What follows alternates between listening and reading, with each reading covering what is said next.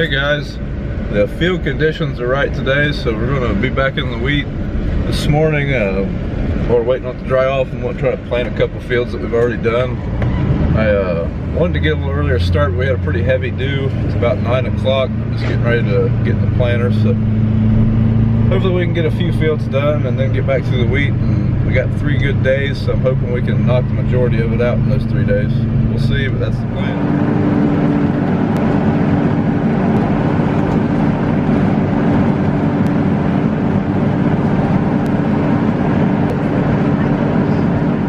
Got there, bub.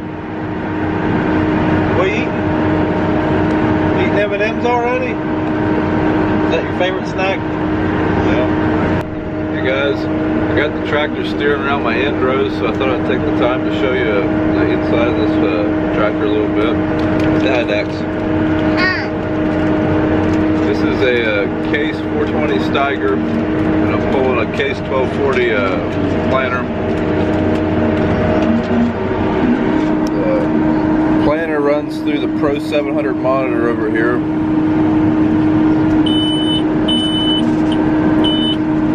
That's where you set all your settings for the planter. It also sets your hydraulics for the machine. Basically the whole tractor runs through this monitor. And up here we've also got an iPad. We're running a field view. This is basically just another way of collecting the same data that is on this monitor, but in a more user-friendly way. It's on this iPad as well. I can take this iPad out every day. I have all this data with me. I can walk through a field, see this exact place in the field, and check how that stand looks there, or if I see like the crops don't look good there, I can make a note of it, and then whenever I go back to harvest this field in the fall, I can pull that particular image up and see if it resulted in a yield drag or anything along those lines. So that's a pretty cool device. This is the first year I've ran it, this machine, so far I like it pretty well. But I'm running this machine on WAS, so I use a different, I make a new field boundary every time I come into a field. The old ones aren't accurate enough using WAS. If I was riding RTK, I could use the same lines every time and probably get along okay, but it's just not the way. Don't have RTK, so. Up here we've got, that's just the clutches for the wheat drill and the wiring harness for it. The monitor for it's not in here right now. It's a pain in the ass to take in and out every time. Up there we got things like the radio, the climate control, lights. Here on the A-post you got your basic information like ground speed, fuel, engine temperature, and whatnot. That's pretty well it. Now we're done planting beans for this morning. I think now we're going to get in the combine, try to finish the field we got rained out in the other day. Hopefully move to the next farm and make a pretty good dinner today. Depending on what time we fill up all the trucks, I might go back to planting beans tonight and try to get one more field planned for morning.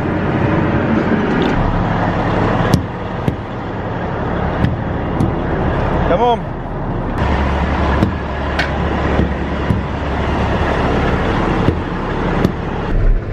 Hey all, we're back in the combine. It's lunchtime now. Little man here is eating a Lunchable. And my lunch is heating up in this little stove. About to have me a cheeseburger. Not bad for a 12-volt stove. Well, the grain cart had a couple bolts break in that engaged the auger, so it's out of commission at the moment. I've got a cable broke for the lower sieve adjustment on this combine. I'm going to try to get it to where it's usable. So far, ain't been a good day. Hopefully it gets a little better. And we got the cart back in action. I think I got my problem temporarily fixed. At least field fixed. So back to full production for now. Hopefully everything holds together. We can still scrape away a pretty good day after all these setbacks. We'll see.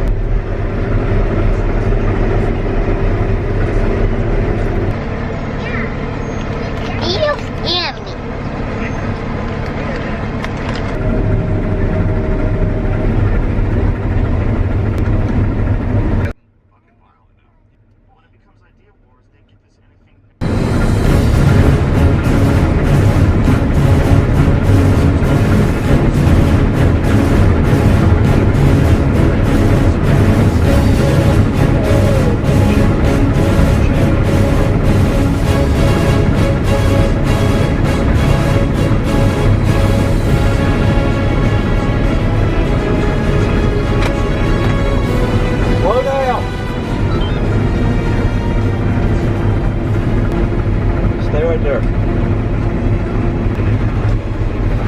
Okay, go on. This is what happens when Dax rides with you.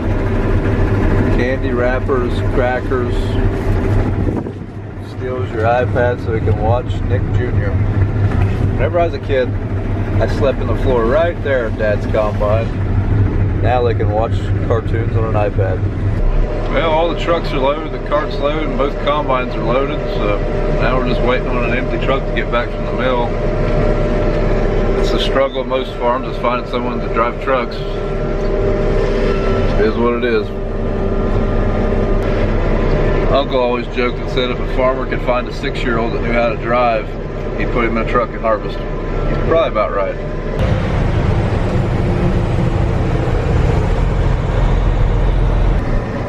Yeah, the trucks are back. We went and got a dump truck that we don't usually use, and went and got another semi out of storage that was couldn't get it to start the other day. Finally got it started, found out the airbags are busted on it, so it's still sitting there and not gonna be able to use it today. But Uncle George got back with an empty truck, and then I called a buddy of mine that has a CDL. He's going to drive for us the rest of the day. When I told him to get that dump truck, I took little man home, and that is the aftermath of a day with Dax. He's been in here with me for 8 hours. He has a good time, but I think he just eats snacks the whole time. Hey everybody. Whenever I'm in a tractor for most of the day, usually I'll listen to an audiobook or a podcast or something like that. One of my favorite podcasts to listen to is the Joe Rogan podcast. I was listening to that today.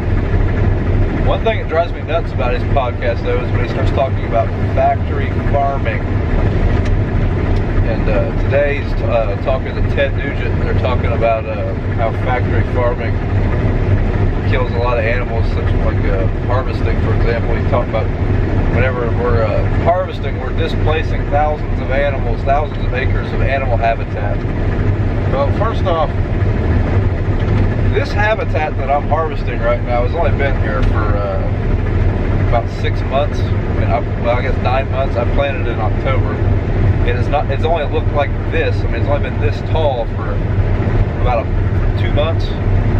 So I don't know about that whole displacement thing. I mean, there's definitely animals living in this wheat, but guess what? They're still going to be here. And he's talking about how you see hawks and crows and stuff like that just feeding on the animals that we suck through these combines. Well, that's bullshit.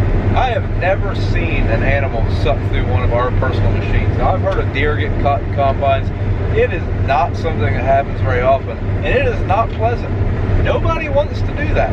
Then you got to pick out that damn deer. It is not a fun job, I'm sure. I've never seen it happen though. And yeah, there's hawks that fly around, because at the end of the road, we'll chase a rabbit out, and every now and then the hawk eats the rabbit. But I got a feeling that hawk is going to eat a rabbit regardless. That's just my little rant. I don't know, just people talking about shit they're not experts on. I don't know, I guess the world's full of that, and I'm probably guilty of it myself.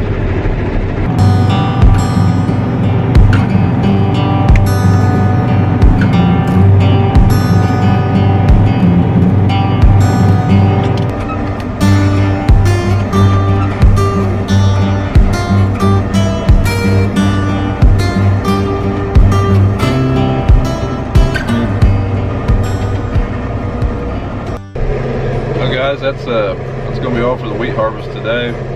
It's 6:45 and we got done with that field, but all the trucks are loaded and we need to change farms, so I'm going to go ahead and start planting double crops again. I think my dad's going to spray a couple tanks of beans and then switch farms tomorrow morning, or plant some more beans tomorrow morning, do some more spraying, and then around noon hopefully we'll get back into the wheat. That's it for harvest, but like I say, I'll be doing some planting.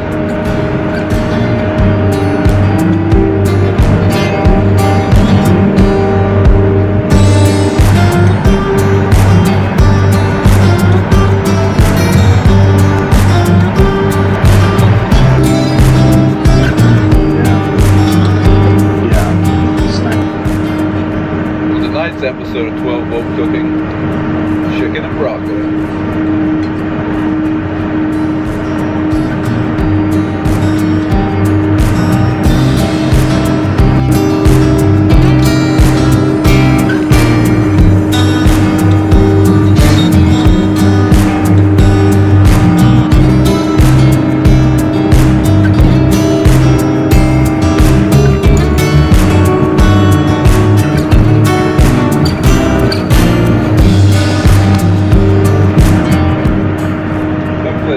battery.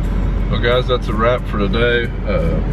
Didn't quite get as much done as we was wanting to, but that's just how it goes sometimes. We ended up getting 100 acres of beans planted though, so that was an unexpected surprise. But it's about 10:30 tonight. I'm gonna head home, fill up my tender in the morning, and come back and plant for a little while, and then hopefully we'll move to the next farm and continue with the wheat harvest. But that's it for today, and that's pretty much all there is.